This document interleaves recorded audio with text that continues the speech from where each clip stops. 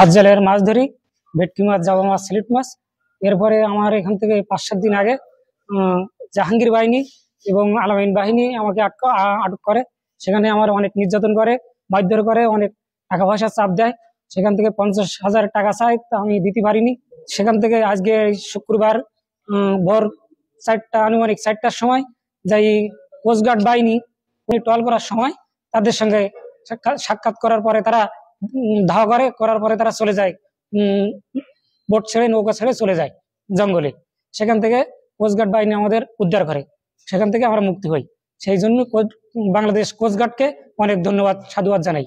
গোপন সংবাদের ভিত্তিতে জানা যায়, সুন্দরবনের কুখ্যাত ডাকাত জাহাঙ্গীর বাহিনী শিবসা নদী সংলগ্ন আরবাউনি খাল এলাকায় কয়েকজন জেলেকে জিম্মি করে রেখেছে।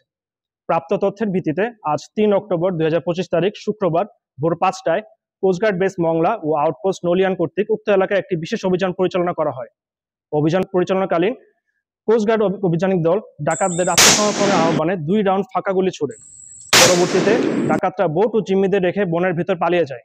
আভিযানিক দল ডাকাতদের বোট তল্লাশি করে একটি 1 বন্দুক, 2টি এয়ার গান এবং 3 রাউন্ড তাজা কার্তুজ জব্দ করে। এ সময় জিম্মি থাকা 4 জন জেলেকে উদ্ধার করা হয়। উদ্ধারকারী জেলেদের জিজ্ঞাসাবাদে জানা যায়, জাহাঙ্গীর বাহিনী সদস্যরা তাদের 10 দিন ধরে জিম্মি করে রেখে মুক্তিপণ আদায়ের উদ্দেশ্যে নির্যাতন করেছিল। উদ্ধারকারী জেলে এবং জব্দকৃত অস্ত্র ও গোলাবারুদ পরবর্তী আইনানুগ ব্যবস্থা গ্রহণের কার্যক্রম প্রক্রিয়াধীন রয়েছে। সুন্দরবনকে দস্যুমুক্ত রাখতে বাংলাদেশ কোস্টগার্ড ভবিষ্যতেও এ ধরনের অভিযান অব্যাহত রাখবে।